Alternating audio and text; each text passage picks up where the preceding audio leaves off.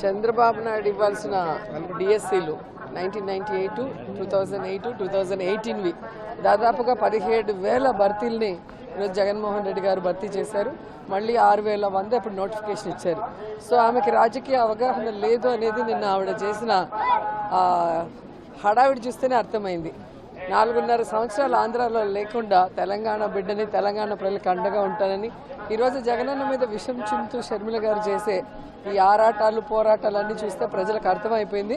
ఇది కేవలం చంద్రబాబు నాయుడు కాంగ్రెస్ కలిసి ఆడుతున్న నాటకం. దాంట్లో షర్మిల గారిని పావుగా వాడుకుంటున్నారు అనేది అందరికి అర్థమవుతున్న విషయం.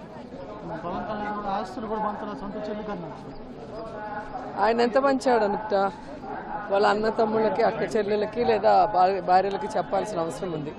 ఏదో మాట్లాడటం పిచ్చి మాటలు తప్ప మరొకటి కాదు.